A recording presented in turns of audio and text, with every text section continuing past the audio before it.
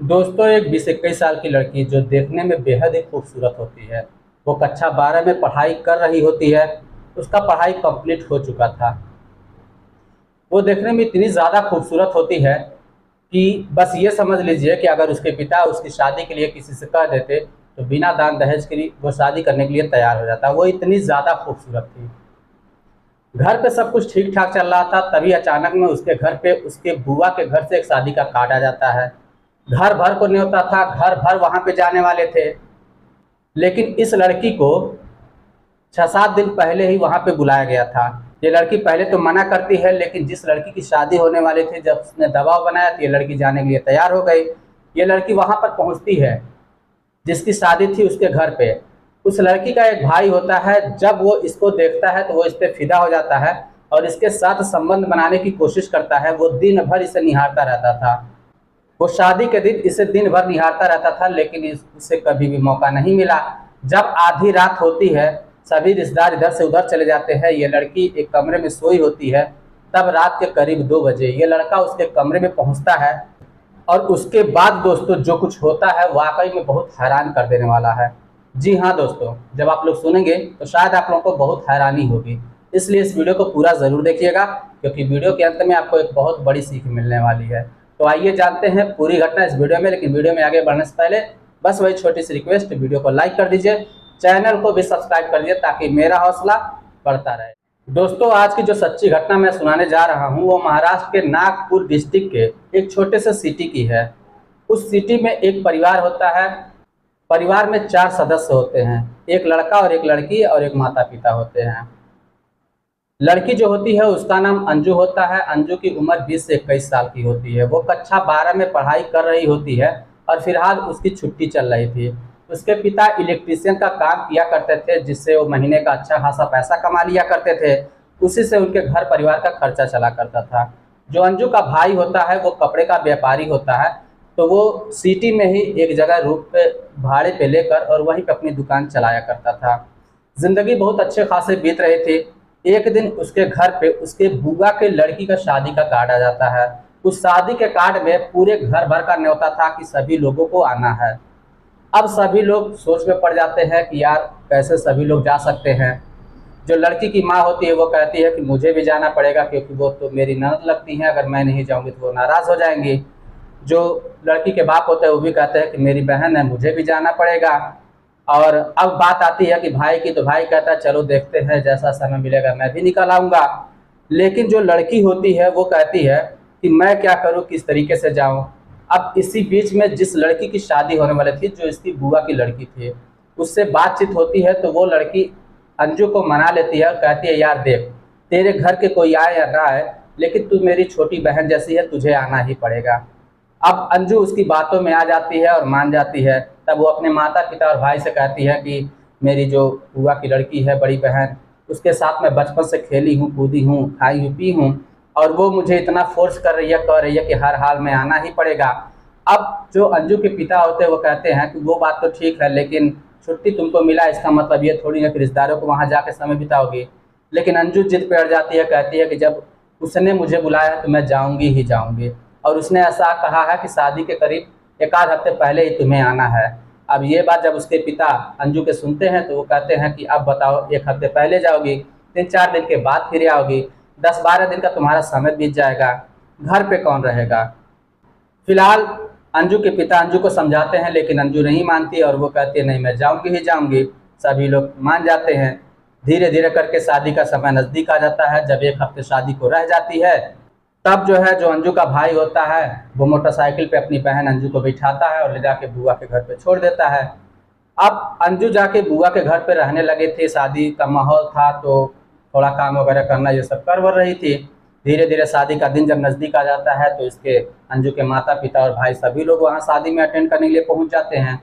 जब रात के समय विदाई वगैरह हो जाती है तो जो अंजू के पिता होते हैं वो वहाँ से वापस चले आते हैं। लेकिन अंजू की माँ कहती हैं कि अरे कम से कम मुझे तो कुछ समय और रहना पड़ेगा, क्योंकि अभी मेरी ननद की बेटी की विदाई हुई है, तो थोड़ा मैं तुरंत थोड़ी जा सकती हूँ, मुझे तो कुछ समय रुकना पड़ेगा। अब अंजू के जो पिता होते हैं वो मान जाते हैं, कहते हैं ठीक है कोई बात नहीं, मैं जा रहा हूँ, घर पे कोई है नहीं और तुम जो है कल चली आना। इतना कहकर अंजू के पिता अपनी बहन के घर से यानी अंजू की बुआ के घर से वापस चले आते हैं। अंजू की जो माँ होती हैं वहीं रुक जाती हैं। अगले दिन जब होता है शाम के करीब में अंजू की माँ भी वापस आ जाती है। अब सभी नात रिश्तेदार वापस आने लगे थे। अंजू को भी जब कहा जाता है कि तुम भी चलो तो अंजू कहती है ऐसा है, और इनकी जो है बड़ी बेटी की विदाई हुई है और देख रहे हैं बुआ कितनी ज़्यादा रो रही हैं, मैं भी इसी हाल में सभी रिश्तेदारों की तरह छोड़ के चली जाऊंगी, तो इन्हें सहारा कौन देगा। अब मुझे ना हो तो 1-2 दिन रहने दीजिए, उसके बाद फिर मैं वापस आ जाऊंगी। अब ये बात जो है अंजू के पिता जो थे और अंजू की माँ वो सभी लोग मान जाते हैं, कहते हैं चलो कोई बात नहीं, 1-2 दिन की बात है, तुम रुक जाओ और फिर उसके बाद तुम भी घर वापस चली आना। इतना कहकर सभी लोग घर वापस आ जाते हैं। लगभग पूरे रिश्तेदार चले जाते हैं। रात का समय होता है। केवल रिश्तेदारी की एक औरत जो होती है वही केवल रुकी होती है, जिसकी उम्र लगभग 55 साल के करीब में थी। अब सारी लड़कियां एक किनारे दूसरे कमरे में सोई थी और अंजू जो होती है उस औरत के साथ जिसकी उम्र 55 साल की थी उसके साथ में एक कमरे में सोई हुई थी। रात के करीब 12 बजे ये औरत जो होती है उसका जो है पेट खराब हो जाता है, जिसकी वजह से उसे बार बार बाथरूम लग रहा था। तो ये औरत उठ उठ के चली जाया करते थे। इसी तरीके से करते करते करीब आधे 1 घंटे का समय बीत जाता है। तब जो अंजू की बुआ का लड़का होता है उसकी नीयत अंजू को देखते ही पहले से खराब थी, क्योंकि अंजू इतनी ज़्यादा खूबसूरत थी। वो दिन से ही टकटकी लगाए सोच रहा था कि किस तरीके से हम इसको हासिल करें और इसके साथ अपनी भूख मिटाएं। चूँकि उसकी बहन लगती उसके मामा की लड़की थी, लेकिन फिर भी उसने ज़रा सा भी नहीं सोचा और उसे वो हासिल करने का हर संभव प्रयास कर रहा था, तरह तरह के इशारे कर रहा था। लेकिन अंजू कुछ भी ध्यान नहीं देती। वो सोचती है कि चलो शादी का माहौल है इस वजह से ऐसा कर रहा होगा। लेकिन जब रात के 2 बजते हैं तब जो अंजू के बुआ का लड़का होता है वो धीरे से कमरे में पहुंचता है। सबसे पहले तो वो वहां पे पहुंचता है कि जो औरत बाथरूम करने गई हुई थी उसका कुंडी बाहर से बंद कर देता है। फिर कमरे में पहुंचता है। कमरे में पहुंचने के बाद अंदर से भी इस दरवाजे की भी कुंडी लगा देता है। अब अंजू दिन भर की थकी हुई थी तो वो गहरी नींद में सो रही थी। ये लड़का वहां पे पहुंचता है और उसका मुंह दबा लेता है, उसके साथ ज़बरदस्ती करना शुरू कर देता है। अंजू चिल्ला भी नहीं सकती थी क्योंकि उसका मुंह दबा हुआ था। अब ये लड़का उसके साथ बदतमीजी करना शुरू कर देता है और आखिरकार जो है उसकी इज्जत ही लूट लेता है। जब इज्जत लूट लेता है तब ये लड़का उसे छोड़ता है, तो वो लड़की उठ के बैठती है, वो इसकी तरफ देखती है तो कहती है कि आंखों में आंसू लेके कहती है कि तूने ये क्या कर दिया, तू मेरा भाई है, मैं तेरी बहन हूँ, तूने ज़रा सा भी नहीं सोचा। तो ये कहता है कि अरे यार ये सब कहाँ देखा जाता है, वैसे भी तुम मेरी सगी थोड़ी ना हो, मेरी मामा की लड़की हो और तुम्हें परेशान होने की ज़रूरत नहीं है। अगर ऐसी कोई बात होती है, अगर मुझे शादी करने की नौबत आएगी तो मैं तुमसे शादी भी कर लूँगा, इसमें कोई दिक्कत की नहीं है। और एक बात ध्यान रखना, इस बात का जिक्र तुम किसी से भी मत करना, जो कुछ हो गया हो गया। अगर तुम ऐसा कुछ करोगे तो समझ लेना फिर मुझसे बुरा कोई होगा नहीं।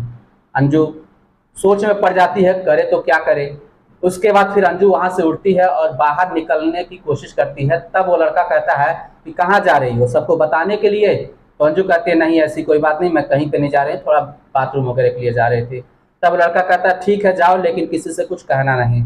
अंजू वहाँ से बाहर निकलती है और बगल में एक जो है रॉड पड़ा हुआ था, उस रॉड को उठाती है और पीछे से उस लड़के पर, अपनी बुआ के लड़के पर तबातोड़ वार कर देती है। वार करने के बाद चौंक के वो लड़का वहीं पे गिर जाता है। गिरने के बाद फिर क्या करती है, एक धारदार हथियार लेती है और उस लड़के का लिंग ही काट लेती है। काटने के बाद फिर जो है जब कोहरान थोड़ा समझता है, हल्ला गुल्ला सोचती है कि अब क्या किया जाए, तो रात के समय ही वो घर से निकल जाती है अपने घर के लिए। रास्ते में चलते चलते उसे एक चौराहा मिलता है जहाँ पे कुछ पुलिसकर्मी पहरा दे रहे थे। वहाँ पे जब ये लड़की पहुँचती है तो वो पुलिस वाले देखते हैं, कहते हैं कि इतनी रात को लगभग 2 से 3 बज रहा है और ये लड़की इतनी रात को कहाँ जा रही है। तब पुलिस वाले इस लड़की के पास आते हैं और इससे पूछते हैं कि क्या हुआ, तुम इतनी रात को कहाँ जा रही हो। अब ये लड़की थोड़ी डर सहम जाती है। इसके हाथ में उस लड़के का लिंग भी होता है, छुपाई थी। अब इसके हाथों में देखते हैं कि थोड़ा सा खून वगैरह टपक रहा है। तब पूछते हैं पुलिस वाले तुमने ऐसा क्या किया है और इतनी रात को तुम कहाँ जा रही हो। ये थोड़ा डर सहम जाती है लेकिन कुछ भी हिचकिचा के बता नहीं पाते। उसके बाद जो है पुलिस वाले क्या करते हैं, इसको लेकर थाने पे आते हैं। जब खून वगैरह देखते हैं तो अब थाने पे डरी सहमी थे, सभी पुलिसकर्मी घेर लेते हैं, जो महिला कांस्टेबल होती है सभी लोग घेर लेते हैं और सभी जो है प्यार से इसे पूछने की कोशिश करते हैं कि बताओ आखिर तुम्हारे साथ क्या हुआ है, तुमने क्या किया है। लेकिन धीरे धीरे अब क्या करे कि वो जैसे जैसे बहुत हिम्मत जुटा के फिर वो मुंह को खोलती है और उसके बाद जो है एक एक शब्द बताना शुरू करती है। तो वहाँ पे एक कांस्टेबल होता है, वो धीरे धीरे जैसे जैसे अंजू बता रही थी वैसे वैसे वो लिखता चला जाता है। उसके बाद अंजू से पूछा जाता है कि तुम्हारा घर कहाँ पे है। तब अंजू अपने घर का पता बताती है, घर के मोबाइल नंबर देती है, उसके माता पिता भी आ जाते हैं। फिर उसके बाद जो है इसके बुआ को भी जो है बताया जाता है कि जो कांड किया था सारा इसने बता दिया था। उसके बाद जो है वहाँ से भी वो बुलाया जाता है। तब उसकी बुआ जब यहाँ आती है तब कहती है कि पुलिस पूछती है कि क्या हाल है। वो कहती है कि क्या बताओ, ये जो है डायन है, ये मेरे बेटे को खा गए। तब पुलिस वाले उसकी बुआ को डांटते हैं, कहते तुम इसको डाउन बोल रही हो, तुम अपने लड़के की जो है नहीं समझ रही हो। उसने क्या किया, उसके रिश्ते का जरा सा भी लिहाज नहीं किया, उसने क्या किया है, ऐसे संस्कार है उसके। जब पुलिस वाले उसको डांटते तो वो शांत पड़ जाती है। पुलिस वाले कहते हैं कि चलो इसका फैसला तो अदालत में होना है। फिलहाल लाश को जो है पुलिस कब्जे में ले लेती है, उसके बाद पोस्टमार्टम के लिए भेज देती है। अगले दिन अंजू को कोर्ट में पेश किया जाता है। कोर्ट में पेश करने के बाद जज साहब फैसला सुनाते हैं पूरे मामले को देखते हुए कि इसने सिर्फ डिफेंस में ऐसा किया है, तो जो कि 302 का मुकदमा उस पर दर्ज होना चाहिए था। लेकिन जज साहब थोड़ी नरमी बरतते हैं और इसे जो है कुछ समय का ही कारागार मिलता है और उसके बाद ये लड़की रिहा हो जाती है। तो दोस्तों ये रही कहानी। इस कहानी को सुनाने का मतलब किसी के दिल को ठेस पहुंचाना नहीं था, बस आप लोगों को सचेत और जागरूक करना था। अब आप लोगों को कमेंट करके बताना है कि क्या जो अंजू के बुआ के लड़के ने जो किया वो सही था या अंजू ने जो किया वो सही था। आपकी क्या राय है, आपकी जो भी राय हो आप हमें कमेंट बॉक्स में लिखकर ज़रूर बताइएगा। चलिए फिर मिलते हैं नेक्स्ट वीडियो में, तब तक के लिए जय हिंद।